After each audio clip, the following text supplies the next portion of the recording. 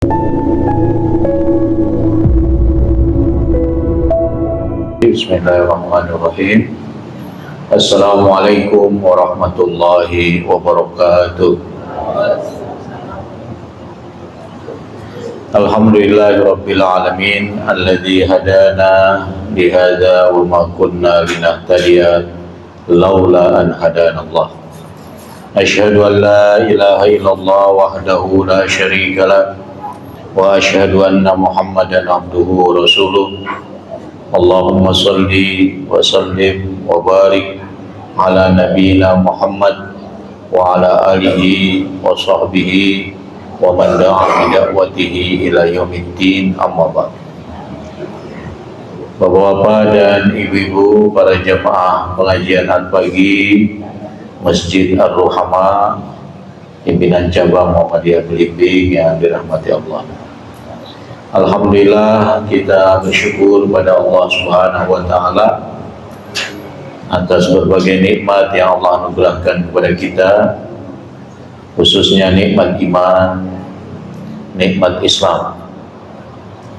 Dengan nikmat ini kita mendorong diri kita untuk ada di majelis yang mulia ini, di tempat yang mulia ini, untuk mempelajari ayat-ayat Allah, mempelajari bagaimana kita menghambakan diri kepada Allah, suatu ibadah penghambaan yang utama, yaitu ibadah sholat wajib, melalui penjelasan putusan-putusan tarjih Muhammadiyah tentang sholat. Sebenarnya ketika disebut putusan tarjih, maka itu adalah ajaran Islam yang berlandaskan Al-Quran dan hadis. Karena setiap putusannya selalu ada dalilnya, baik dalil Al-Quran saja, atau dalil hadis saja, atau dalil Al-Quran dan hadis. Ya, selalu ada pada setiap putusannya.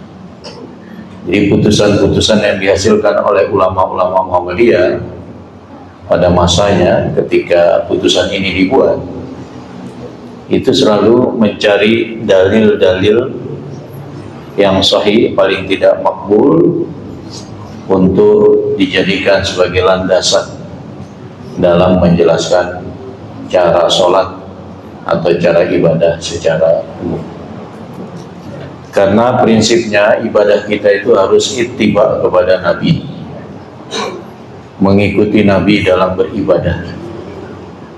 Tidaklah sah dan diterima oleh Allah suatu ibadah kalau tidak ittiba kepada Rasulullah. Ini prinsip dalam beribadah. Karena kalau prinsip ini kita jaga, maka ibadah kita akan seperti ibadah yang dilakukan oleh Rasulullah. Sebaliknya, kalau prinsip ittiba itu tidak kita jaga, maka masing-masing orang atau kelompok orang akan punya cara ibadah yang berbeda-beda. Padahal Nabi kita satu, yaitu Nabi Muhammad SAW. Ini hal yang utama dalam pengajian kita, yang harus menjadi prinsip bagi seluruh jamaah, bahwa kita belajar di sini adalah untuk ittiba atas ibadahnya Rasulullah. Dan harapan kita dengan kita ittiba sebagaimana ibadahnya Rasulullah, harapannya adalah diterimanya ibadah kita itu oleh Allah. Karena persoalan diterima ibadah itu menjadi perhatian serius para ulama, bahkan para nabi. Bukankah Nabi Ibrahim setelah selesai merenovasi Ka'bah bersama putranya Nabi Ismail, beliau berdoa, Rabbana taqabbal minna, wahai Tuhan kami, terimalah dari kami apa yang telah kami lakukan ini, yaitu merenovasi Ka'bah. Nabi Muhammad juga berdoa kepada Allah agar diterimanya ibadah beliau. Maka memperhatikan diterimanya ibadah itu menjadi hal yang penting. Tidak sekedar asal ibadah, asal gugur kewajiban. Maka diantara perhatian terhadap diterimanya ibadah adalah bagaimana ibadah kita sesuai dengan tuntunan Rasulullah Sallallahu Alaihi Wasallam. Tapi di tarjih punya prinsip tidak merasa paling benar, sementara yang lain salah. Itu prinsip dalam tarjih. Tetapi kita harus yakin apa yang sudah dirumuskan oleh ulama terdahulu kita, ulama-ulama tarjih, sudah sesuai secara praktis untuk kita amalkan dalam keseharian kita, termasuk tentang sholat ini. Bapak Ibu yang dirahmati oleh Allah, pada pertemuan sebelumnya kita sudah membahas tentang tata cara ruku dan bacaan-bacaan yang dibaca saat ruku. Masih dalam satu rangkaian kajian, kita melanjutkan yang kemarin, yaitu dari gerakan ruku ke iktidal. Jadi yang disebut iktidal itu adalah ketika seorang yang sholat itu berdiri tegak setelah ruku, itu namanya iktidal. Jadi bukan bangkitnya, sudah bangkit kemudian berdiri tegak, itulah yang disebut dengan iktidal. Bagaimana bunyi putusannya? Di sini ada dua putusan, yaitu putusan ke-19 dan ke-20. Ini bukan hadis ya, ini rumusan praktis para ulama tentang tata cara sholat. Nanti hadisnya pada slide yang lain. Tsummarfa' ra'saka lil i'tidal. Jadi setelah ruku ya, angkatlah kepala Anda untuk i'tidal. Rafi'an yadaika mithla ma rafa'tahuma fi takbiratil ihram. Ketika Anda mengangkat kepala Anda itu atau tubuh Anda dari ruku, Anda angkat juga kedua tangan Anda sebagai mana Anda mengangkatnya saat takbiratul ihram. Jadi sama, mengangkat tangan sebagaimana takbiratul ihram dengan mengangkat tangan ketika bangkit dari ruku. Qailan sami Allahu liman hamidah, sambil berucap semoga Allah mendengar siapa yang telah memujinya. Jadi untuk ini khusus bagi imam dan orang yang sholat sendiri. Bagi makmum tidak usah mengucapkan sami Allahu liman hamidah. Ini yang dijadikan pegangan dalam putusan tarjih, mengikuti pendapat yang mengatakan tidak mengucapkan sami Allahu liman hamidah bagi makmum. Mungkin mazhab Syafi'i boleh makmum itu mengucapkan sami Allahu liman hamidah. Tapi yang lebih kuat menurut tarjih adalah tidak mengucapkannya, cukup imam. Kecuali kalau sholat sendiri, makmum tidak mengucapkannya. Jadi apa arti Rabbana, apa arti sami Allahu liman hamidah? Semoga Allah mendengar siapa yang telah memujinya. Berarti fokus ketika i'tidal itu adalah pujian-pujian. Fokus ketika ruku adalah ta'zim, mengagungkan Allah. Karena itu salah satu bacanya Subhana Rabbiyal Azim. Jangan membaca Al-Quran, karena Nabi dilarang, sebagaimana hadis yang kita pelajari kemarin, inni nuhitu an aqra'al Quran inda ruku wa sujud raki'an sajidan. Aku dilarang, sudah tentu oleh Allah, untuk membaca Al-Quran ketika dalam keadaan ruku dan ketika dalam keadaan sujud. Maka ruku fokusnya adalah mengagungkan Allah, ta'zim. Sedangkan i'tidal fokusnya adalah tahmid, memuji. Hal-hal ini penting untuk kita ketahui untuk merasakan kehusyuan, penghayatan saat kita melakukan gerakan-gerakan tersebut.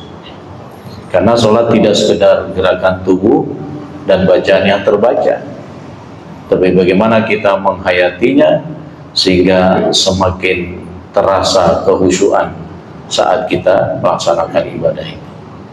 Bukankah orang beriman yang mewarisi surga Firdaus itu adalah alladzina hum fi sholatihim khashi'un. Orang beriman yang beruntung karena mewarisi surga Firdaus, selamat dari siksa api neraka, ialah orang yang sholatnya khusyuk. Maka khusyuk itu kewajiban dalam sholat, sehingga disebut ruhnya sholat itu adalah khusyuk.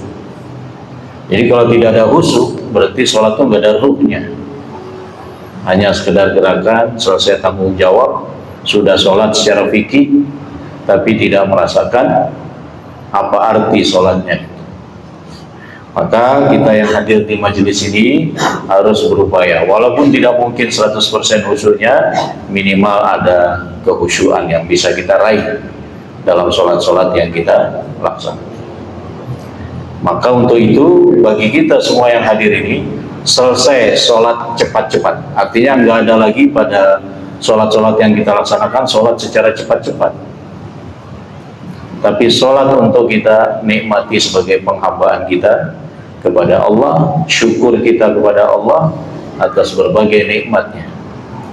Karena Nabi juga pernah sholat sampai kakinya bengkak, bahkan sholat sunnah itu dalam rangka bersyukur.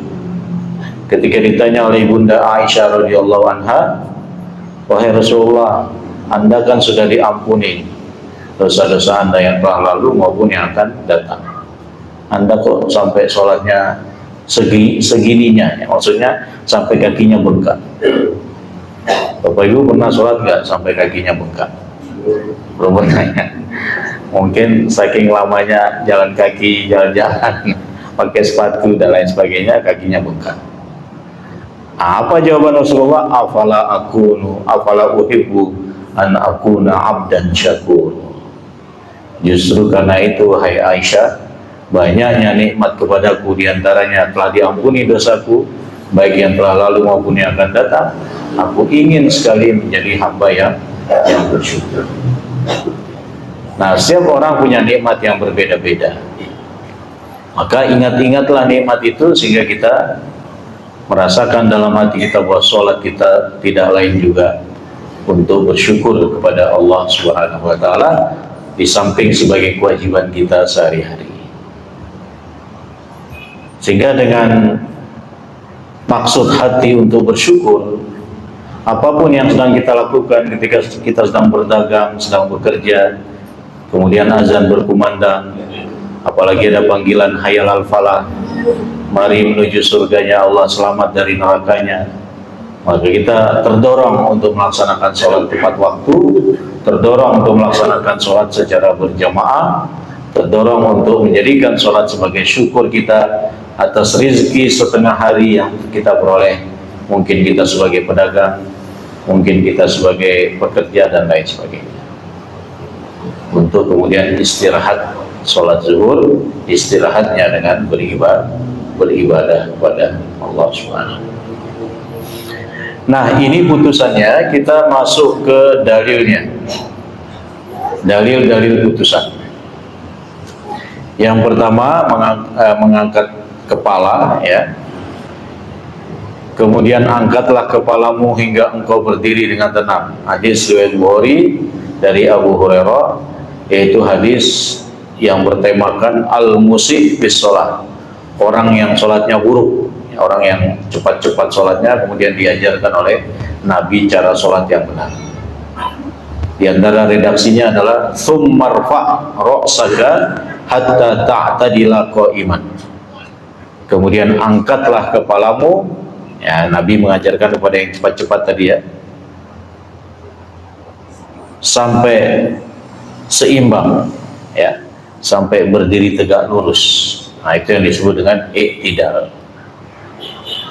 Atau dalam dalil yang lain dari Abdullah bin Umar, sebagaimana diriwayatkan oleh Imam Al-Bukhari, idza qama fis shalah, apabila berdiri untuk sholat, rafa'a yadayhi hatta yakuna hadwa mankibaihi, beliau mengangkat kedua tangannya hingga sejajar dengan kedua bahunya. Wa kana yaf'alu dzalika hina yukabbir, lirruku wa yaf'alu dzalika idza rafa'a ra'sahu minar ruku. Beliau lakukan itu, yaitu bertakbir mengangkat kedua tangan itu ketika bertakbir untuk ruku, dan beliau lakukan itu ketika mengangkat kepala dari ruku. Jadi saat bersedekap untuk perpindahan ke ruku, maka kita angkat tangan. Saat mengangkat kepala dari ruku untuk iktidal, kita juga mengangkat kedua tangan kita, sebagaimana kita mengangkatnya saat memulai sholat atau saat takbiratul ihram. Dalil berikutnya, summa yaqul sami Allahu liman hamidah hina yarfa'u sulbahu minar raf'ah. Kemudian beliau mengucapkan sami Allahu liman hamidah ketika mengangkat tulang sulbinya dari ruku. Kalau tadi mengangkat kepala, ya sudah tentu dengan mengangkat kepala terangkat juga tulang sulbi ya. Tapi ini redaksi yang berbeda-beda. Gak mungkin kepalanya aja yang terangkat kemudian punggungnya tetap ruku, kan gak mungkin ya.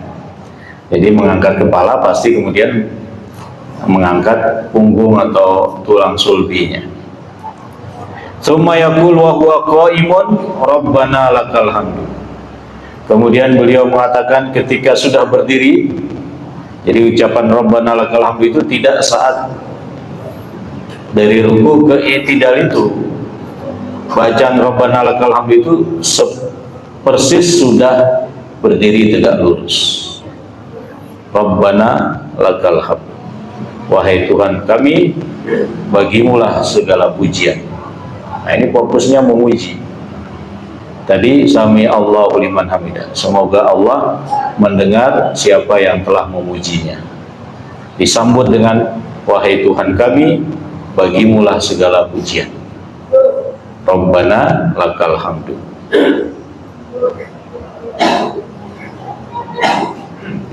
Kemudian ada juga redaksi lain tambahan wawu walakal hamdu, Rabbana walakal hamdu. Sebenarnya ada 4 redaksi ya. Coba diingat-ingat. 1 tanpa wawu, Rabbana lakal hamdu, nggak ada wawunya. Yang kedua pakai wawu, Rabbana walakal hamdu, pakai wawu, walakal hamdu. Yang ketiga pakai Allahumma, tidak pakai wawu, Allahumma Rabbana lakal hamdu. Yang keempat pakai Allahumma dan pakai wawu, Allahumma Rabbana walakal hamdu. Bisa diingat 4-4-nya? Yang pertama apa? Ya, Rabbana lakal hamdu. Yang kedua, Rabbana walakal hamdu. Yang ketiga, Allahumma tanpa wawu ya. Allahumma Rabbana lakal hamd. Yang keempat, Allahumma Rabbana walakal hamd. Sehingga kita tidak menyalahkan yang pakai wawu, yang tidak pakai wawu, yang pakai Allahumma ya. Karena keempat-empatnya diucapkan oleh Nabi dalam hadis-hadis yang berbeda-beda. Kemudian fa idza rafa'a ra'sahu istawa hatta ya'uda kullu faqarin makanahu. Jika beliau telah mengangkat kepalanya, beliau berdiri lurus, berdiri tegak lurus hingga seluruh tulang punggungnya kembali ke tempatnya semula. Berarti di sini menunjukkan adanya apa yang disebut dengan itmi'nan. Itmi'nan itu tumakninah. Jadi nggak langsung buru-buru untuk turun sujud ya. Ada kata-kata sehingga kembali tulang punggungnya ke tempat semula. Berarti saat seseorang itu ruku, tulang punggungnya tidak berada di tempat aslinya. Ada pergeseran walaupun kita tidak melihatnya. Nah, ketika kita bangkit dari ruku itu, kemudian berdiri untuk i'tidal, jangan buru-buru ya, tapi tunggu sampai tulang punggung kembali ke tempat semula. Inilah yang disebut dengan tumak nina. Berapa lama? Intinya jangan langsung pingin turun sujud, ya. Tapi tunggu kira-kira bacaan Rabbana lakal hamdu boleh ditambah bacaan lain. Misalnya hamdan katsiran thayyiban mubarakan fi. Coba sama-sama. Hamdan katsiran thayyiban mubarakan fihi. Sekali lagi, hamdan katsiran thayyiban mubarakan fihi. Hamdan, pujian. Katsiran, pujian yang banyak. Thayyiban, pujian yang baik. Karena untuk Allah pasti pujian yang baik. Mubarakan, pujian yang penuh berkah. Fihi, di dalamnya. Nah, jadi fokusnya apa? Pujian. Ada juga bacaan yang lebih populer, mil as-samawati wa mil al-ardi wa mil ama syi'ta min syai'in ba. Jadi bukan mil'u ya, tapi mil'a ya. Mil as-samawati wa mil al-ardi wa mil ama syi'ta min syai'in ba. Tadi kan kita mengatakan Rabbana lakal hamdu. Wahai Tuhan kami, bagimulah segala pujian. Pujian sepenuh langit, mil as-samawat. Wa mil al-ardi, pujian sepenuh bumi. Wa mil amma syi'ta min syai'in ba'du, dan pujian sepenuh yang engkau kehendaki. Jadi kita nggak tahu seberapa besar pujian Allah itu. Kalimat kita tidak cukup untuk memuji Allah dengan sebenar-benarnya. Tetapi kita sudah diajarkan untuk mengucapkan alhamdulillah. Makanya tadi ungkapan itu untuk menunjukkan betapa luasnya pujian bagi Allah, dan dialah satu-satunya pemilik pujian. Sehingga fokusnya ketika i'tidal, bangkit dari ruku, yaitu memuji Allah. Siapa yang memuji Allah, maka dia akan dipuji di hadapan penduduk langit.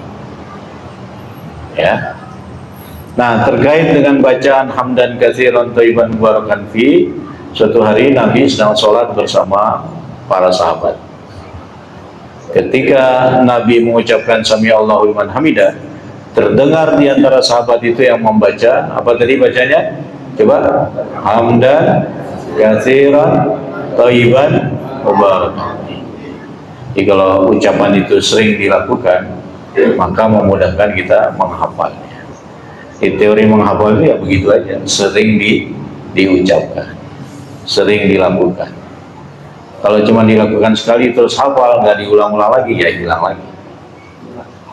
Ya. Maka setelah sholat Nabi tanya, siapa tadi yang membaca hamdan katsiran thayyiban mubarakan? Maka sahabat yang membaca mengacung, saya wahai Rasulullah. Kemudian Nabi sampaikan apa yang para sahabat tidak lihat, tidak ketahui. Kata Nabi, aku tadi melihat sekitar 30-an malaikat berebut untuk mencatat siapa yang lebih dulu mencatat orang yang membaca hamdan katsiran thayyiban mubarakan. Jadi eman kalau hanya membaca Rabbana lakal hamdu saja kemudian sujud. Dipastikan tulang-tulangnya belum begitu kembali. Tapi kalau ditambah hamdan katsiran thayyiban mubarakan fi, maka itu sudah memberikan kesempatan tulang untuk kembali kepada tempatnya. Ya, maka jangan buru-buru ingin sujud. Ya. Bisa jadi di situ ada aspek kesehatan, wallahu a'lam ya. Karena itu lebih pada ketaatan. Ada atau tidak adanya aspek kesehatan itu bersifat ta'abudiyah. Tapi karena hikmah Allah itu sangat luar biasa, keberkahannya luar biasa dalam berbagai cara ibadah yang dituntutkan oleh Rasulnya, ya kita yakini ada aspek kesehatan. Ya. Namun walaupun tidak ada inti utamanya adalah ibadah. Karena nanti kalau nggak ada aspek kesehatannya, orang nggak mau ibadah. Ya, padahal intinya bukan bonus kesehatannya itu, tapi ta'abbudi kita, penghambaan diri kita kepada Allah itu yang utama. Ada atau tidak adanya bonus kesehatannya. Nah, itu bacaan-bacaan yang disebutkan dalam dalil-dalil putusan tarjih. Nah, ini tambahan saja ya. Demikianlah beberapa hadis yang dijadikan dalil dalam i'tidal setelah ruku dan bacaannya dalam HPT. Apa itu HPT? Himpunan putusan tarjih. Namun ucapan sami Allahu liman hamidah hanya diucapkan imam dan yang sholat munfarid atau sholat sendiri, sebagaimana hadis berikut ini. Hadis riwayat Al-Bukhari dan Muslim, wa idza rafa'a farfa'u, apabila imam bangkit dari ruku maka kalian pun ikut bangkit wahai makmum. Wa idza qala sami Allahu liman hamidah faqulu rabbana walakal hamdu, apabila imam mengucapkan sami Allahu liman hamidah maka kalian para makmum ucapkanlah rabbana walakal hamdu. Ya, berarti hadis ini imam yang mengucapkan sami Allahu liman hamidah, tapi makmum menyambutnya dengan rabbana lakal hamdu atau walakal hamdu atau yang empat tadi. Ya, ini yang jadi pegangan tarjih, sehingga makmum tidak mengucapkan sami Allahu liman hamidah.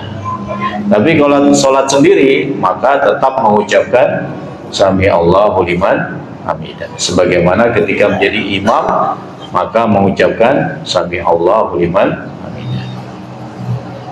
Apakah rabbana lakal hamdunya atau walakal hamdunya itu dibaca agak keras? Ada yang mengartikan demikian, sebagaimana ketika imam selesai mengucapkan waladhdallin, makmum disuruh faqulu amin. Ya, aminnya keras atau pelan? Keras. Maka ada yang menyamakan dengan hadis sebelumnya itu, sehingga rabbana lakal hamdunya boleh dibaca keras, tapi tidak yang bacaan terusannya. Ya, hamdan katsiran thayyiban barakan fi, itu tambahan untuk fokus apa tadi? Memuji Allah saat i'tidal dan membiarkan tulang-tulang kembali ke tempatnya.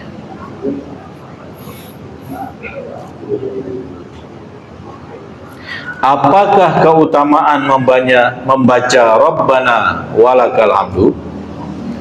Disebutkan dalam hadis dari Abu Hurairah dalam Sahih Bukhari dan Muslim, idza qala al-imam sami Allahu liman hamidah wa qulu Allahumma rabbana lakal hamdu. Nah, ini kita sudah dapati dalilnya ya. Ada rabbana lakal hamdu, ada rabbana walakal hamdu. Nah, ini Allahumma rabbana lakal hamdu. Sudah 3 dalilnya. Fa innahu man wafaqa qawluhu qawlal malaika ghufira lahu ma taqaddama min dhanbihi. Jika imam mengucapkan sami Allahu liman hamidah, maka hendaklah kalian mengucapkan rabbana walakal hamdu atau Allahumma rabbana lakal hamdu, karena siapa saja yang ucapannya tadi berbarengan dengan ucapan malaikat, maka dosanya yang telah lalu akan diampuni, akan dihapus. Jadi ternyata secara keseluruhan sholat itu adalah dalam rangka memperoleh ampunan, tetapi bagian-bagian detailnya juga ternyata ada ampunan. Di antaranya mengucapkan amin dan mengucapkan rabbana lakal hamdu. Secara keseluruhan sholat itu adalah untuk meraih ampunan Allah, tapi secara rinciannya juga ada bagian-bagian yang keutamaannya mendapatkan ampunan dari Allah, dengan syarat baca-bacaan itu berbarengan dengan malaikat. Nah, masalahnya kapan malaikat membacanya? Malaikat membacanya persis setelah selesai ucapan sami Allahu liman hamidah.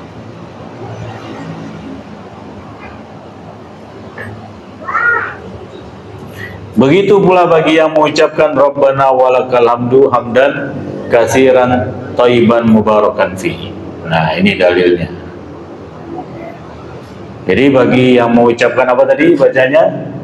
Hamdan katsiran thayyiban mubarakan fihi. Yang keras sekali lagi. Saya minta diulang-ulang tuh supaya yang belum hafal jadi hafal.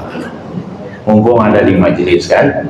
Kalau sudah di jalan kan mau ngapal itu agak bingung.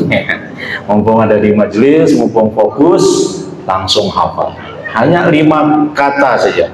Coba kata yang pertama apa? Yang kedua, yang ketiga, yang keempat, yang kelima. Disambung. Saya yakin sudah hafal semua, kecuali yang belum. Baik.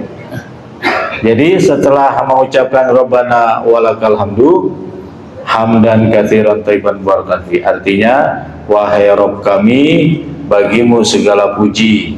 Aku memujimu dengan pujian yang banyak, yang baik, dan yang penuh berkah di dalamnya.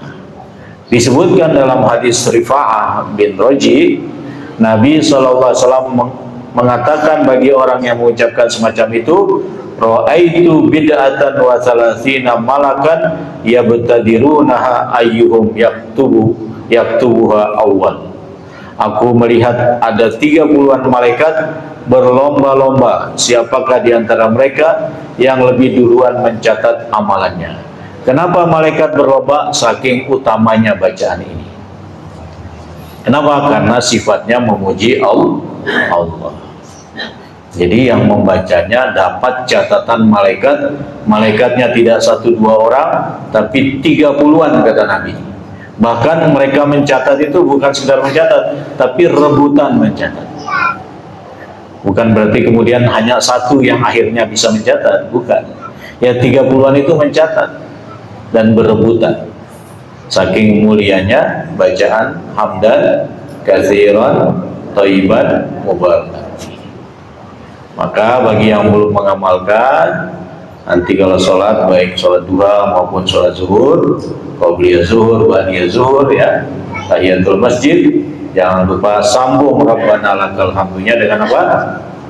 Hamdan katsiran thayyiban mubarakan fi.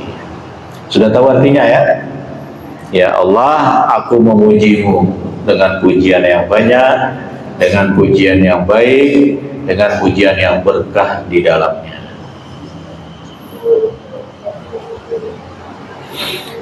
Dalam buku Himpunan Putusan Tarjih Jilid 3, bukunya itu warna biru, lebih tebal 2 kali buku HPT sebelumnya, ya, disebutkan bahwa i'tidal adalah keadaan berdiri lurus sesaat setelah bangkit dari ruku. Jadi i'tidalnya bukan bangkitnya, tapi saat berdiri lurus itu, di mana seluruh ruas tulang berada dalam posisi normal. Hal ini ditegaskan dalam hadis Abu Humaid As-Sa'idi dalam Sahih Bukhari sebagai berikut: fa idza rafa'a ra'sahu istawa hatta ya'uda kullu faqarin makanahu. Apabila mengangkat kepalanya dari ruku, beliau meluruskan atau i'tidal sehingga seluruh ruas anggota tubuhnya, maksudnya tulang tubuhnya, kembali ke posisi semula.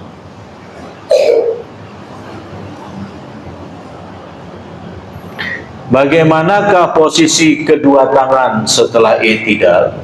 Nah, ini apakah bersedekap lagi atau irsal? Irsal artinya dibiarkan berada di kanan kirinya, ya, di samping kanan kirinya, atau dengan kata lain tidak bersedekap lagi.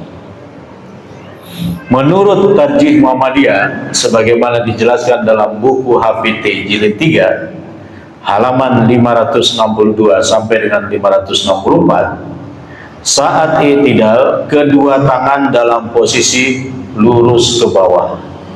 Yang disebut dengan apa tadi? Irsal. Apa? Irsal. Ya. Tidak digerak-gerakan. Nah, jangan sampai digerak-gerakan. Tapi kalau bergerak sedikit, tidak sengaja ya nggak apa-apa. Ya karena nggak mungkin kayak patung betulan gitu kan. Pasti ada sedikit geser ya.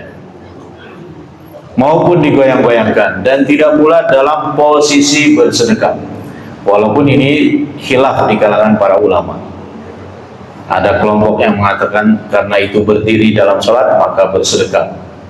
Ada kelompok yang mengatakan itu berdiri peralihan, bukan berdiri sebagaimana sebelum ruku, maka tidak ada sedekap. Jadi dia irsal. Ya. Hal ini dipahami dari hadis berikut ini. Idza qumta ila shalah fa asbighil wudu. Kalau ente yang tadi sholat cepat-cepat ya diajarkan oleh Nabi. Kalau ente berdiri untuk sholat, maka sempurnakan wudhu dulu. Jadi bersuci itu sangat erat sekali hubungannya dengan sholat. Ya. Summa istaqbilil qiblah. Anda menghadap ke kiblat. Fakabbir. Maka bertakbirlah memulai sholat, yaitu takbiratul ihram. Waqra bima tayassara ma'aka minal Qur'an. Bacalah apa yang mudah bagimu dari Al-Quran. Maksudnya di sini Al-Fatihah. Karena Al-Fatihah itu bacaan paling mudah dan populer. Tapi ada penggantinya. Boleh mengganti. Apa penggantinya? Coba, ini 5 kalimat. Ikuti saya. Subhanallah, walhamdulillah, wala ilaha illallah, wallahu akbar, la haula wala quwata illa billahil aliyyil azim. Nah, itu pengganti Al-Fatihah.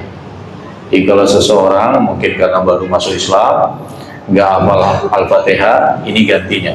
Tapi saya rasa ini juga seperti hampir sama panjang dengan Al-Fatihah ya. Mungkin artinya orang yang baru masuk Islam itu diajarkan yang lebih mudah, yaitu zikir. Ya. Nah, di antara zikir itu kan apa? Subhanallah, kan? Walhamdulillah. Jadi nanti tinggal menggabungkan aja. Dia sudah belajar zikir sampai belajar sholat, ya. Bukan berarti sholatnya libur karena belum tahu. Ya, belajar laksanakan apa yang sudah diketahui. Karena itu pembinaan mu'alaf itu penting. Bahkan kalau bisa Masjid Ar-Ruhama bisa menjadi center pembinaan mu'alaf wilayah, minimal wilayah Libya. Jadi kalau Bapak Ibu punya teman yang baru masuk Islam, nanti daftarkan di Takmir Ustaz Jafar, nanti ada pembinaan berkala untuk mu'alaf, khususnya zikir dan sholat dulu ya, atau bacaan Al-Quran. Tsummarka hatta tatma'inna raqiyan.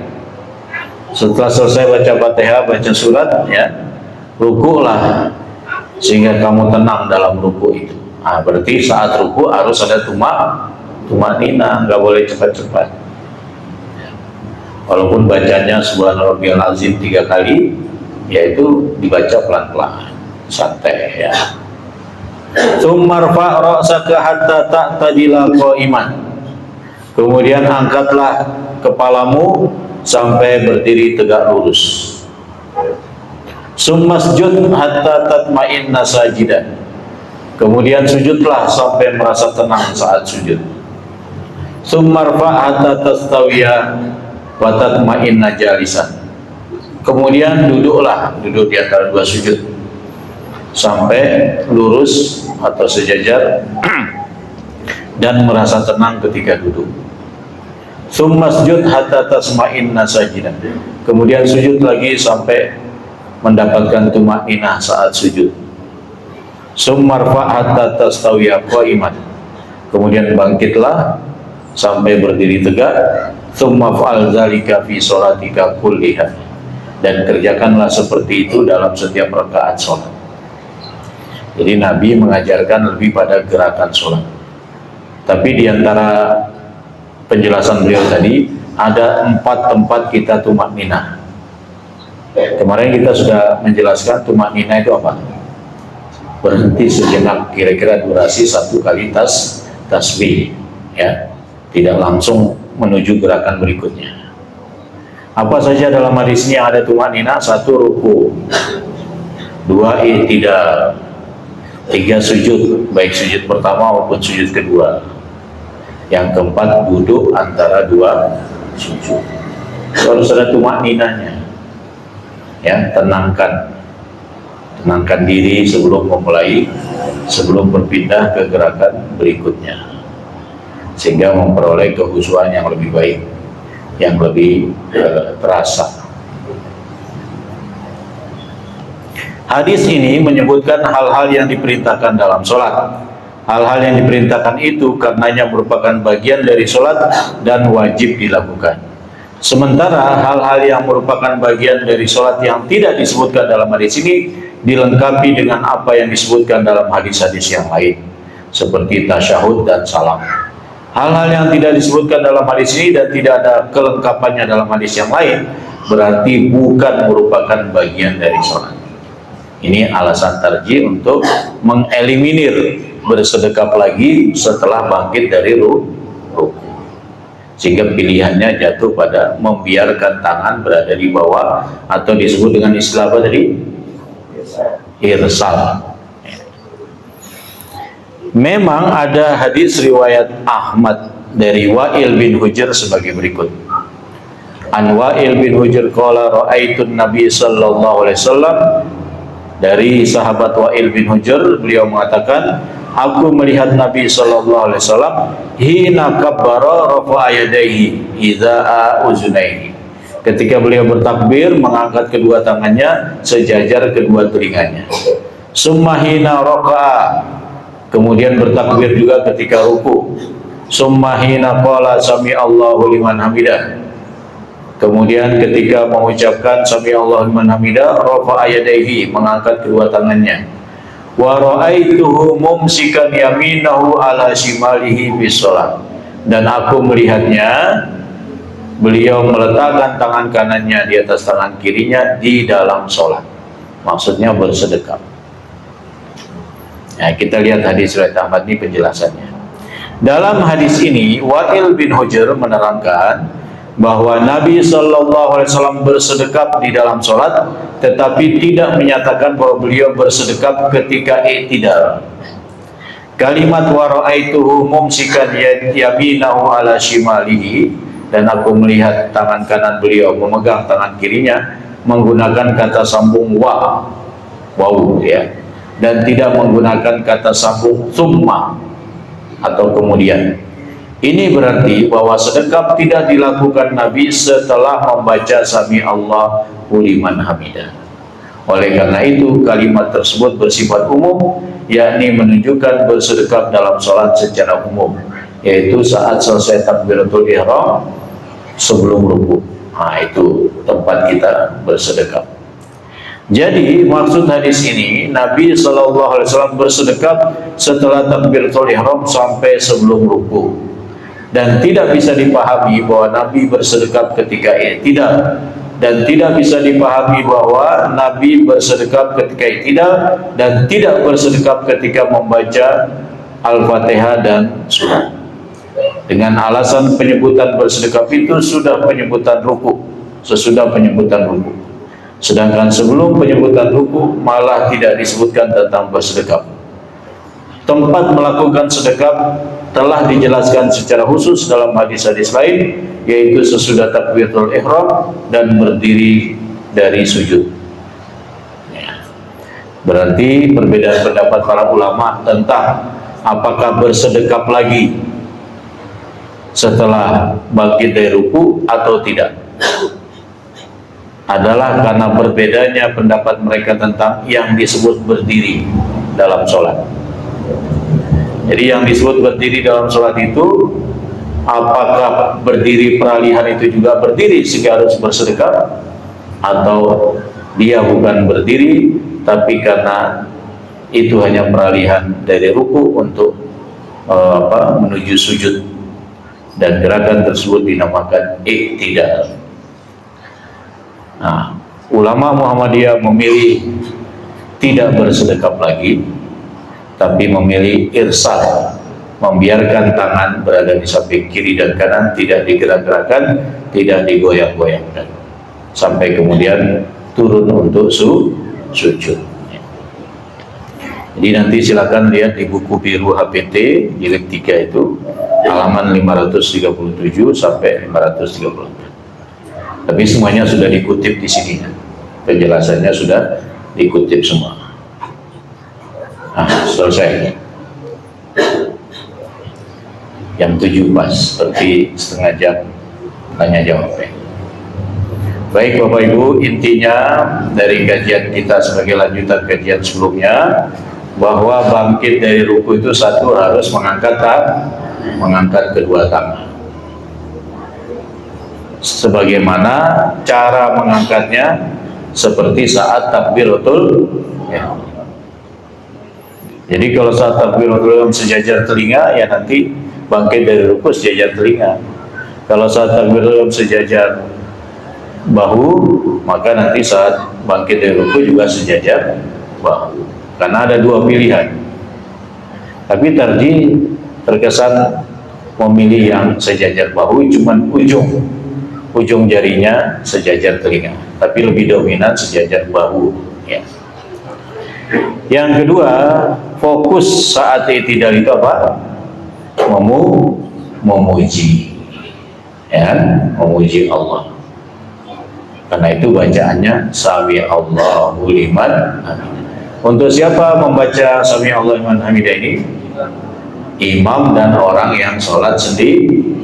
Sedangkan makmum tidak usah membaca sami Allah. Apa yang dibaca setelah sami Allahu liman hamidah? Nah, ada berapa macam bacaannya? Coba yang pertama apa? Yang kedua? Yang ketiga? Yang keempat? Apakah ada bacaan lanjutan yang dibolehkan? Apa? Hamdan katsiran thayyiban barakan. Apa artinya? Aku memuji-Mu ya Allah dengan pujian yang banyak, yang baik, yang berkah di dalamnya. Ya, sehingga fokusnya memang memuji Allah. Atau bacaan lain selain hamdan apa? Mil as-samawati wa mil al-ardi wa mil amma syi'ta. Cuman tadi di putusan tarjih kan. Ya. Apa artinya mil as-samawati wal ardi? Mil as-samawati, pujian sepenuh langit. Langit itu luas atau tidak?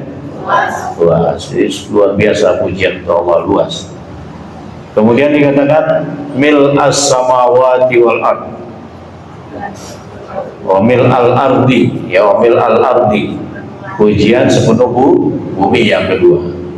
Yang ketiga, pujian sepenuh yang engkau kehendaki. Karena kita nggak bisa menjangkau sepenuh apa pujian ke Allah. Ya, maka kita serahkan seperti yang engkau kehendaki. Apa keutamaan membaca hamdan katsiran thayyiban mubarakan fi? Dicatat oleh 30-an malaikat yang berebut atau berlomba untuk mencatat siapa yang lebih dulu mencatat. Jadi malaikat sampai berlomba. Kalau malaikat sampai berlomba, menunjukkan bacaan apa ini? Bacaan yang utama untuk dibaca. Ya. Kemudian yang terakhir, apakah menurut tarjih setelah bangkit dari ruku bersedekap lagi? Di mana letak tangan orang yang sholat setelah bangkit dari ruku? Di samping kiri kan? Istilahnya apa? Irsal. Tapi kalau ada yang bersedekap, kita tidak menyalahkan. Ya, kita ikut yang tarjih bagi warga Muhammadiyah, ikut pilihan putusan tarjih. Terutama imam-imam yang sholat di masjid dalam binaan majelis tabligh, ya, harus mempelajari tarjih juga kalau disuruh imam, ya. Karena di Muhammadiyah kan belum banyak kader imamnya, sehingga biasanya di drop dari Ustadz Alvin, ya, karena beliau punya rumah tahfidz, ya. Santri-santri tahfidznya sudah banyak yang menghafal, bahkan sudah ada yang 30 juz. Jadi kalau jadi imamnya di Masjid Muhammadiyah, ya sesuaikanlah dengan putusan tarjih. Maka takmir harus memberikan beberapa saran kepada imam supaya karena siapapun yang dianggap tokoh termasuk imam itu kan dianggap sebagai Muhammadiyah. Oh, itu berarti imamnya Muhammadiyah, padahal sebenarnya kan bukan. Artinya tidak terlembaga di Muhammadiyah kemudian jadi imam. Dia terlembaga di luar, terdidik di luar, kemudian diminta bantuan oleh majelis tabligh atau takmir untuk menjadi imam. Maka sebaiknya takmir juga memberikan panduan-panduan beribadah dalam Muhammadiyah. Misalnya di dalam tarjih itu boleh baca bismillahnya dikeraskan, boleh juga dipelankan. Itu namanya tanawwu fil ibadah, varian dalam ibadah.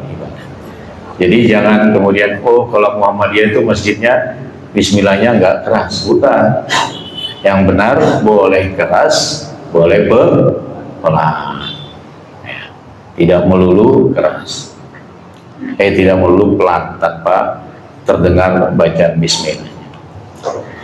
Monggo, mungkin ada yang ingin bertanya, baik bapak-bapak maupun ibu-ibu, baik menyangkut materi yang barusan kita bahas tadi atau hal-hal lain yang ingin ditanyakan, saya persilakan.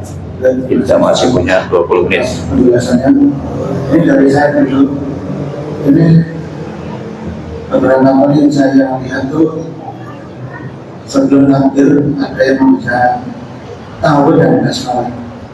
Jadi apa itu ada gunanya, apa diperbolehkan sebelum takbir itu mengenai suara tersebut dia tahu dulu sebenarnya.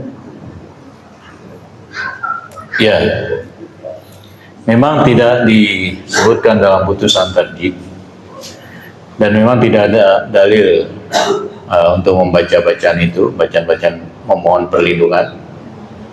Tapi hemat saya tidak apa, asalkan tidak kita yakini itu dari Rasulullah. Apalagi itu belum memulai sholat. Ikhtiarnya apa? Supaya setan itu tidak terlalu dominan dalam sholat kita.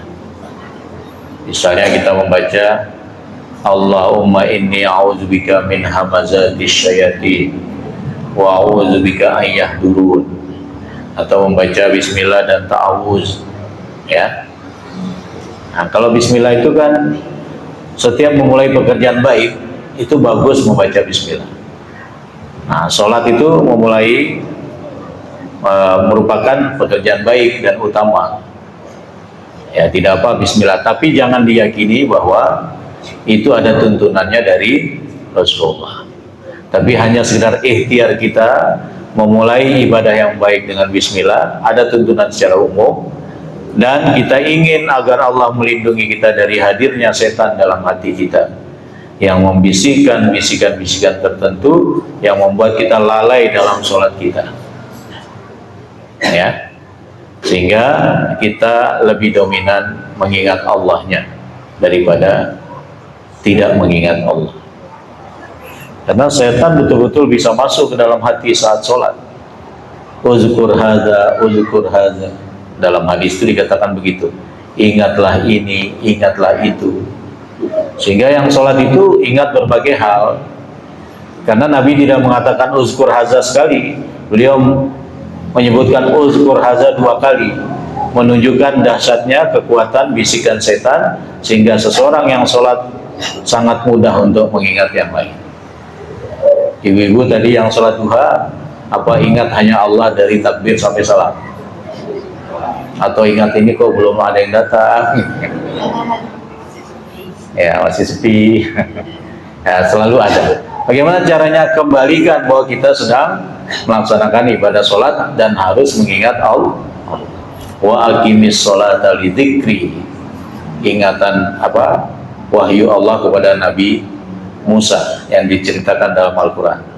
Dirikanlah sholat untuk mengingat. Di fokusnya sholat itu mengingat Allah. Disinilah pentingnya memahami bacaan-bacaan sholat. Kenapa tadi bacaan-bacaan itu saya tanyakan artinya, supaya nanti ketika diamalkan lebih meresap ketika kita tahu artinya daripada kita sekedar hafal tidak tahu artinya. Kira-kira begitu. Terima kasih Ustaz. Jangan berdoa.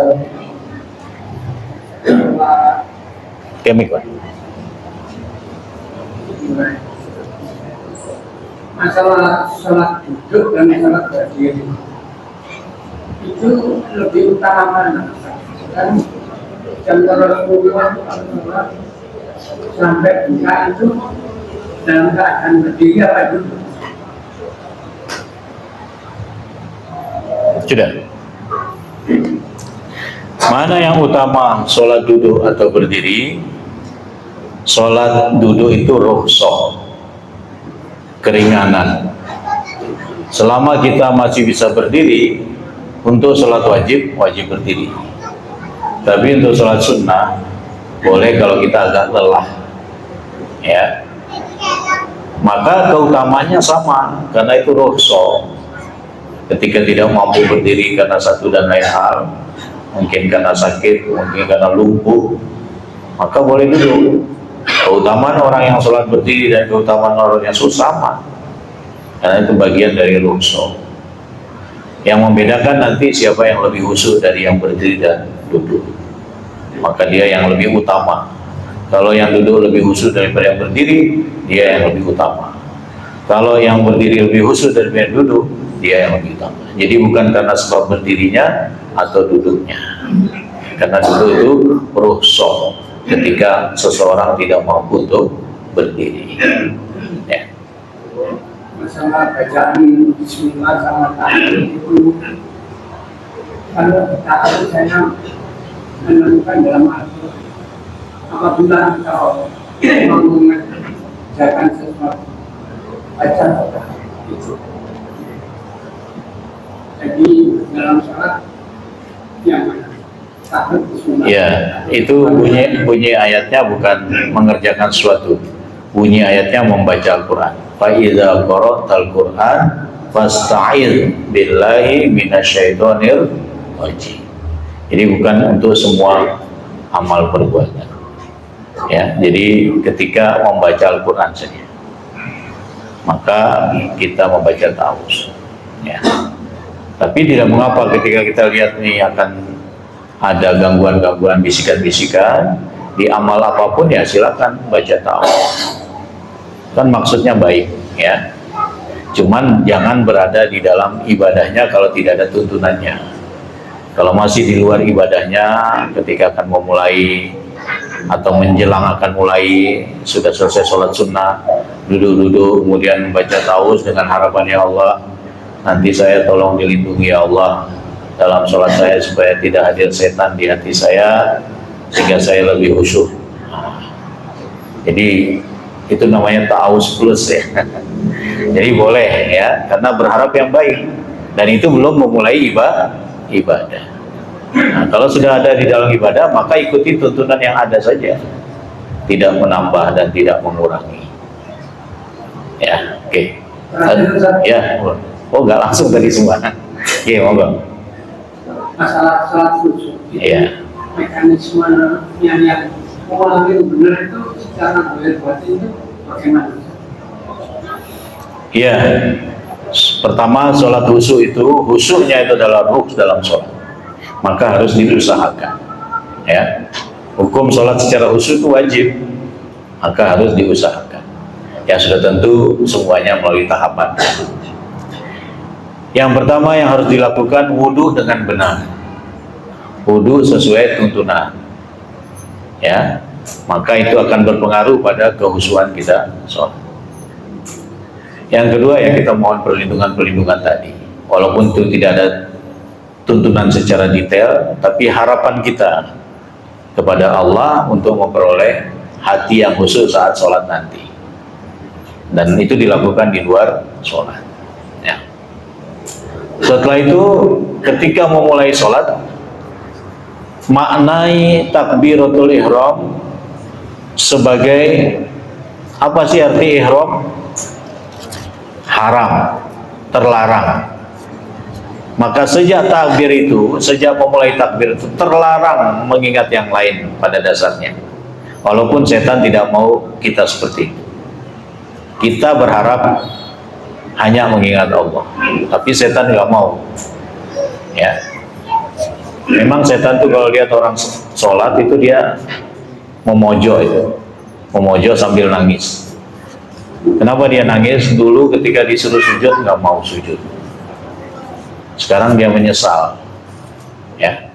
Tapi bukan itu aja yang dia lakukan. Nah, setelah sedikit menyesal, tuh dia balik ke orang yang sholat itu untuk mengganggu orang sholat ini. Ingat ini, ingat itu tadi katanya. Masuk ke dalam hatinya. Ya, maka penting juga tadi untuk menghayati bacaan-bacaan sholat. Yang selanjutnya, ketika kita teralih oleh setan mengingat sesuatu di luar mengingat Allah, segera sadar, jangan larut, bahkan larutnya itu sampai lupa ini sudah berapa rakaat saya sholat, walaupun ada sujud sahwi, ya, tapi jangan terlalu larut lah. Segera sadari bahwa kita sedang menghamba, kita sedang menghadap Allah. Jangan biarkan, karena setan itu sangat runtut sekali ingatannya. Setelah ingat rumah, ingat tetangga. Setelah ingat tetangga, ingat pasar. Setelah ingat pasar, ingat kunci yang taruh di mana dan lain sebagainya. Jadi mampu menarik perhatian kita untuk mengingat itu semua. Maka jangan larut dibawa oleh ingatan setan itu. Segera sadari kita sedang menghadap Allah. Makanya membaca bacaan itu gerakan bibir, ya. Walaupun tidak sampai bersuara keras, setidak-tidaknya didengarkan oleh diri sendiri, gerakan bibir. Karena baca dalam hati itu peluang setan lebih kuat juga. Ya, kalau baca dalam hati kan seperti tidak membaca. Nah, jadi gerakan lisannya, gerakan bibirnya, misalnya membaca Subhanarabbiyal a'la sambil dihayati. Kalau usaha-usaha itu sudah dilakukan, kita serahkan pada Allah, diterimanya sholat kita. Kalau misalnya kita tambah baik lagi sholat berikutnya, berarti sholat tadi diterima. Begitu seterusnya. Semuanya diusahakan dengan pertolongan Allah, dengan izin dari Allah. Ya, makanya dalam doanya minta diantaranya hati yang khusyuk, qalban khasyiyah, sehingga ada perubahan dalam sholatnya dari sekedar gerakan-gerakan yang penting selesai kewajiban menjadi sholat yang dihayati, sholat yang dinikmati, sholat yang berdampak pada diri, perubahan dan seterusnya. Kira-kira begitu. Allah. Ada pertanyaan dari ibu-ibu dalam bentuk tulisan, apa yang harus dilakukan ketika lupa untuk sujud sahwi di saat sudah berniat berniat ada rasa was-was kurang rekat sujud kedua. Sujud sahwi itu dilakukan dalam 3 hal. 1 saat kurang, 2 saat tambah, 3 saat ragu-ragu. Ya, baru ada sujud sahwi. Nanti kita ada pembahasan khusus lah. Sudah belum bahas sujud sahwi? Belum ya? Nah, insya Allah nanti ada, walaupun ada pertanyaan ini ya. Ada sujud sahwi yang dilaksanakan sebelum salam, ada sujud sahwi yang dilaksanakan sesudah salam. Nabi pernah melakukannya. Kenapa beliau lupa dalam sholat? Beliau kan model, contoh, teladan. Kalau enggak beliau ingat terus ya, nanti gimana cara umat memperbaiki sholatnya kalau umatnya lupa dalam sholat? Nah, Nabi itu dalam satu hadis sahih pernah sholat yang 4 rakaat. Ketika sudah sujud kedua dari rakaat kedua, seharusnya kan duduk tasyahud awal. Nabi langsung berdiri, tidak duduk tasyahud awal. Tapi Nabi tidak kembali karena sudah berdiri, tidak kembali untuk duduk tasyahud awal. Nah, ketika sudah mau selesai 4 rakaat sebelum salam, beliau sujud 2 kali. Itu yang disebut dengan sujud sahwi, diikuti oleh sahabat. Jadi ada sujud sebelum salam, ada sujud sudah salam. Pernah Nabi sholat dirasa oleh sahabat itu 5 rakaat. Ketika diingatkan ke Nabi, masa iya saya sholat 5 rakaat? Iya ya Rasulullah, Anda sholat 5 rakaat. Langsung Nabi sujud sahwi aja, nggak perlu mengulangi sholatnya. Ya, nggak perlu. Nanti kita belajar lebih jauh tentang sujud sahwi. Tapi Bapak Ibu siap hadir atau tidak? Siap hadir setiap ahad di sini? Insya Allah ya, kalau tidak ada urusan yang mendesak ya. Berkomitmen untuk belajar bersama yang dikelola oleh Takmir Masjid Ar-Ruhama, sehingga semua mendapat manfaat ya, semua mendapat keberkahan dari ya. Assalamualaikum warahmatullahi wabarakatuh. Waalaikumsalam. Bacaan samyolun dan hamdan yang diteruskan dengan hamdan wasilah thayyiban mubarakan fihi. Kalau teruskan hamdan wasilah thayyiban mubarakan fihi, mubarakan alaihi itu boleh. Mubarakan alaihi, mubarakan alaihi dan ya bayatu. Hamdan wasilah thayyiban mubarakan. Saya baru dengar ini. Saya baru dengar. Dari mana kira-kira? Kalau bukan dari hadis, sebaiknya tidak diamalkan. Berarti kita menambah yang bukan dari tuntunan Rasul. Itu dari saya baca dari TikTok itu kan bukan pedoman. Ya. TikTok dijadikan pedoman. Oh, di dalam masyarakat ada yang baca gini, bahkan diajarkan oleh seorang ustazah atau ustadz. Tapi kita telusuri dulu, ada nggak hadisnya? Ya. Nah, saya baru dengar. Nanti saya coba. Ada nggak hadisnya? jadi yang Cukup sampai tadi. Mubarakan fi saja.